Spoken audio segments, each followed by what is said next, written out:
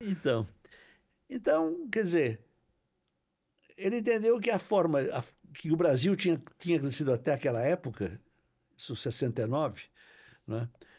Graças ao investimento estrangeiro, que era falso.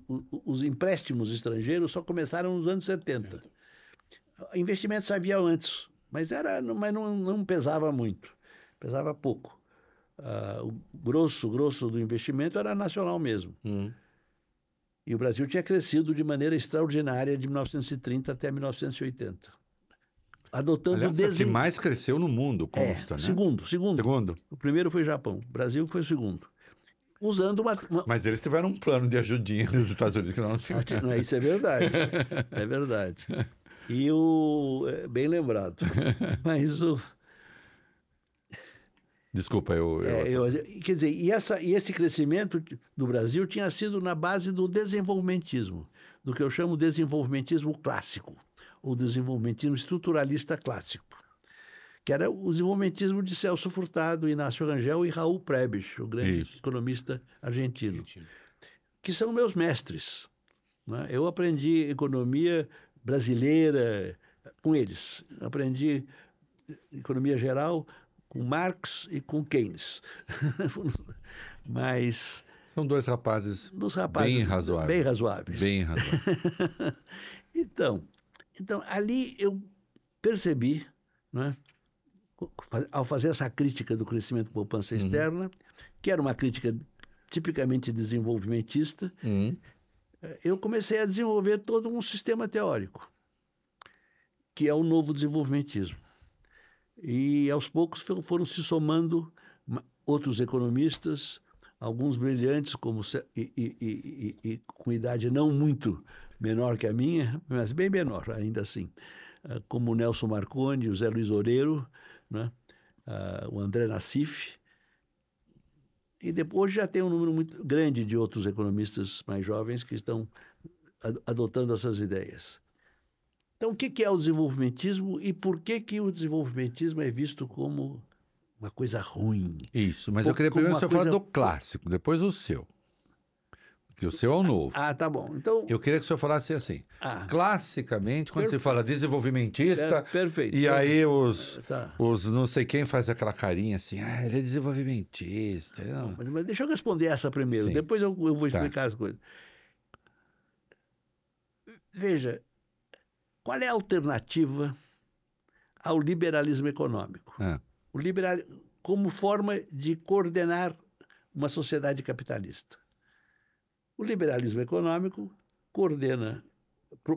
afirma que é para coordenar uma economia, basta que o Estado garanta a propriedade e os contratos, ou seja, garanta que o funcionamento do mercado e faça o equilíbrio fiscal, garanta o equilíbrio fiscal. O resto o mercado faz.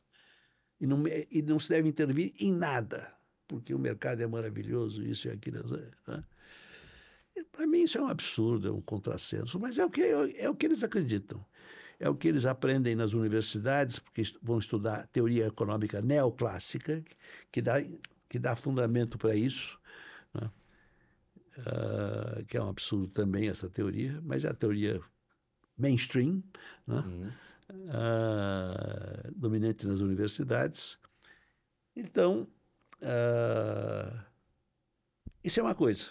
Agora, qual é a alternativa a isso? Como é que se chama uma alternativa de organização econômica, de coordenação da economia, que quando eu me fiz essa pergunta, eu verifiquei que não tinha resposta. Porque não tem palavra para isso, ou não tinha. Que agora tem. Porque economia mista, por exemplo, não resolvia nada. Eu falei, eu vou usar desenvolvimentismo. É uma coisa que já existe aí, não estou inventando, mas o desenvolvimentismo é a forma de coordenação econômica alternativa ao liberalismo econômico. Então, são duas formas alternativas que você pode dizer concorrentes. Quer dizer, claro que você pode ter intermediários mas ou você é isto ou você é aquilo, basicamente. Então, o que o economista ortodoxo, neoliberal, né, vai dizer? Ele vai dizer que o desenvolvimentismo, quer dizer, que é o oposto dele, é ruim. E vai o tempo todo, vai dizer que é populismo, né? O que é ridículo, mas é a forma deles tentarem neutralizar o desenvolvimentismo. Claro também que existem desenvolvimentistas irresponsáveis, né? Como também tem liberais irresponsáveis. Talvez mais. Não sei, fica por... Quer dizer, mas então, o que é o desenvolvimentismo? Isso. Então, definição geral do desenvolvimentismo. É uma forma de coordenação econômica do capitalismo na qual o Estado intervém moderadamente na economia e tem uma perspectiva nacionalista. Ou seja, se entende que o Estado-nação, né, é importante, que você tem que desenvolver esse Estado, então, e fazer acordo com os outros países e cooperar com os outros países. Que é o oposto do neoliberalismo, da teoria ortodoxa neoliberal e neoclássica. Para eles, não deve ter essa intervenção moderada do Estado, e eles recusam o nacionalismo, embora os países ricos pratiquem o nacionalismo ferozmente, eu diria, pelo menos. Mas nunca dizem que fazem, né? Então, nacionalismo... Roupa de liberal e essência de desenvolvimentista. É isso. Nacionalismo, desenvolvimentismo, nacionalismo econômico e desenvolvimentismo é quase sinônimo. Econômico. Nada de nacionalismo étnico, essas coisas, que isso é um horror. Mas, então, e o desenvolvimentismo clássico é uma teoria que surgiu nos anos... em 1943 foi o primeiro paper, um paper de um senhor chamado Rosenstein-Rodin. Depois vieram vários outros papers. Os dois economistas mais importantes do desenvolvimentismo, a meu ver, são Raul Prebisch e Arthur Lewis. Houve outros economistas importantes, como Gunnar Myrdal, Nurks,